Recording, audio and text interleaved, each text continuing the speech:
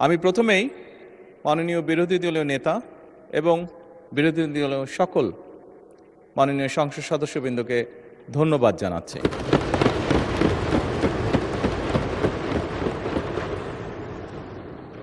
আজকে যে বিষয়টি নিয়ে আমরা এতক্ষণ এখানে আলোচনা করলাম, অবশ্যই যেই বিষয়টি একটি গুরুত্বপূর্ণ বিষয় সকলের জন্য, যে বিষয়টি বিরোধী দলীয় নেতা উপস্থাপন করেছেন এখানে।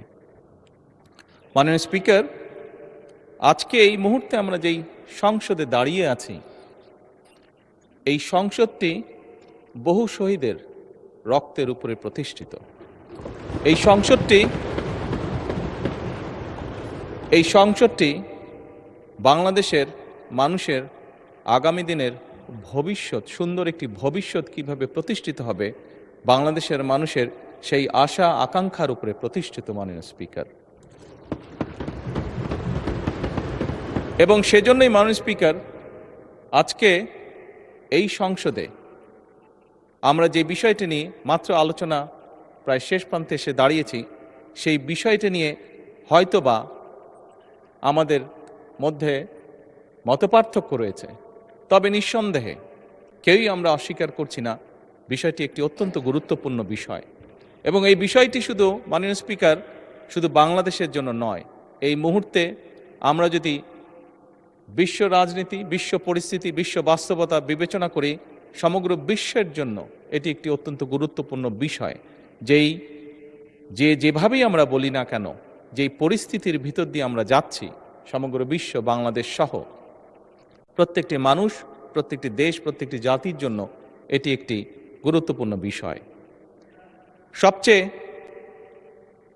ভালো যেই বিষয়টি আজকের আলোচনার, সেটি হচ্ছে, আমি মনে করি একজন রাজনৈতিক কর্মী হিসাবে আমি মনে করি যে আজকের এই সংসদের প্রত্যেকটি সংসদ সদস্য, আজকে এই সংসদে প্রত্যেকটি রাজনৈতিক দল, আমরা মনে হয় একটি জায়গায় উপনীত হয়েছি যে আমাদের আর যা কিছু ব্যাপারে মতপার্থক্য থাকুক না কেন, দেশ এবং দেশের মানুষের স্বার্থ রক্ষার ব্যাপারে আমাদের কোনো মতপার্থক্য নেই।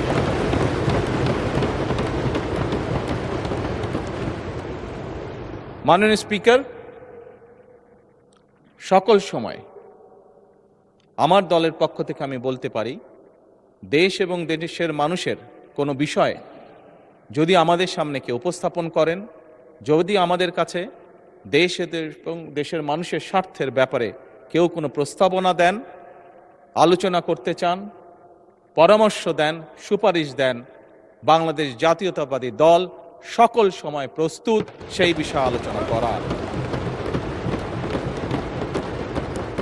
সেটি আমরা যে অবস্থানেই থাকি না কেন, সকল সময় আমরা সেই প্রস্তাব গ্রহণ করতে, সেই প্রস্তাবে আলোচনা করতে আমরা রাজি আছি।